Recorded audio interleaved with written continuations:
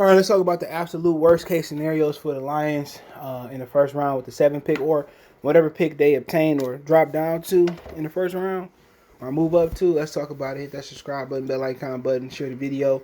So we just talking about some first round possibilities, man. And obviously, there's good reaches and there's bad reaches. Okay.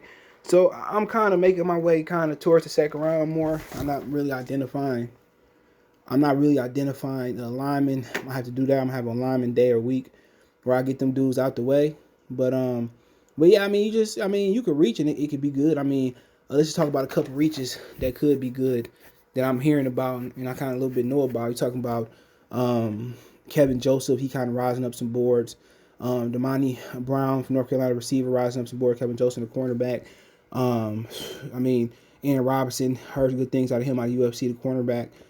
I mean, it's a lot of good talent in the second round. If you can obtain the second round draft pick, I mean, you can come away with a lot of good players. Javonte Williams, another good solid running back in the second round. Jamin Davis rising up. So some of them dudes, if you do reach for Asante Samuels Jr., I like him, and them putting him right in that nickel can help them. He could eventually play on the outside as well, too. There are some second round guys that, if they reach, they do move up, or they just happen to reach for him at all. All right, Christian Baymore, another guy, if you have to reach for it, I think he's going to be a stud in this league. And I could be wrong, okay? But when you start talking about the guys that's worst case scenario, you start off with the quarterbacks. You start off with Mac Jones. I watched Mac Jones, and you know what, man? I can't really say he will or won't be what he's supposed to be or what they bigging him up to be, because it falls down to fit. We had Mac Jones before. We had the Mike McMahons. We had the John Kitnas. We had the Scott Mitchells, the Eric Kramers. We had that type of guy. You know what I'm saying? And when I look at him, there are some accuracy issues there, but you know what? There's some good things. But, obviously we have the Ohio State quarterback notion and Alabama quarterback notion until Tua or Justin Fields or Mac Jones are able to kill that talk. We seen Robert Griffin III do well for a short amount of time out of Baylor. Last quarterback to come out of Baylor, Deshaun Watson. Last quarterback to come after him, Taj Boys, whatever his name was from Clemson. So you just talk about some guys that kid kills some notions. But when I look at Mac Jones, if I'm able to get him in the second round, third round, then maybe I'll get value for the pick. But, I really don't see him coming in. And you talking about being Aaron Rodgers. You talking about being Drew Brees or Tom Brady or Matt Ryan or being Dak Prescott. Or just being a guy like Carson Wentz or being a guy when Carson Wentz had the best with Russell Wilson, Kyler Murray. What you got in that division? Matthew Stafford. What I see him as probably is a Teddy Bridgewater type of guy, a Jared Goff maybe type of guy, a Kirk Cousins type of guy. I could see him being those type of guys. That's kind of really his ceiling. That's not bad. You look around, maybe, worst case scenario, maybe around a Daniel Jones type of guy. Daniel Jones is maybe slightly a little bit more athletic, but you look at him in Detroit. I mean, we had Matthew Stafford, who was supremely talented, but didn't have he didn't have the intangibles to win. And I think, Mac Jones might have the intangibles to be a winner, but I'm not sure he got the physical tools that Stafford got. We need a guy that got the intangibles where they could develop those intangibles and have talent. And when I talk about quarterbacks, I probably think that guy would probably be Justin Fields. If he dropped to Detroit, I think that'd be the best case scenario.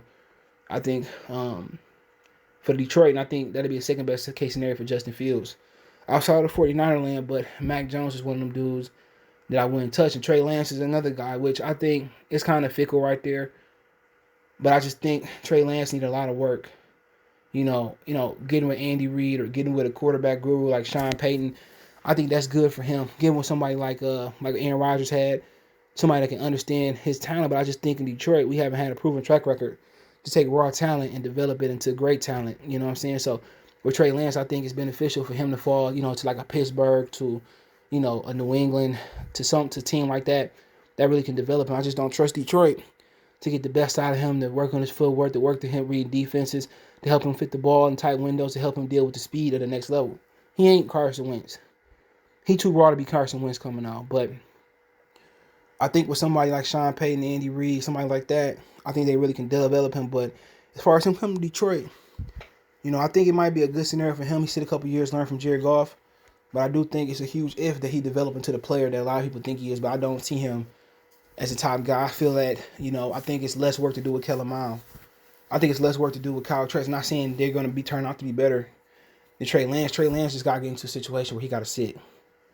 He got to sit and learn, But you look at him just raw. And we have, guys coming to the NFL that's just totally raw and develop. Steve Young, Brett Favre, even Aaron Rodgers with his mechanics, was pretty raw. People forget. Old boy Cal had him holding the ball real high. They had to rebuild him. I mean, Patrick Mahomes was terrible. Let Tyreek Hill tell it. He didn't think he was going to turn out to the guy he did. So I seen less talent or less physical talent develop. And I think Trey Lance could be a good quarterback. I'm just not sure if it could be in Detroit. And another guy is that I seen Micah Parsons. When I look at just raw athleticism, you love him. When you look at the other linebackers that can cover, that can drop, that can go man to man, go sideline to sideline, make tackles, really, out of the linebackers, I rate Jeremiah Kamara out of Notre Dame better than him. I rate Zaven Collins way better than him.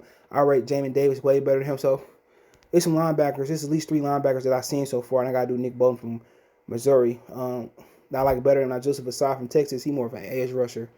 But it's a whole bunch of, a couple of linebackers I like better than him. And I think that'll be a horrible pick at number 7 for them. I would rather go with a lineman. But you look at Micah Parsons, he just he just raw. You gotta teach him. Either you gotta teach him some pass rushing moves off the edge, or you gotta teach him how to be a complete linebacker. He's far from it. Covering people, plugging holes. He's just an extra guy or a spy to come on, extra guy on the blitz or a spy. So I just think you could do a lot better than Micah Parsons, man. I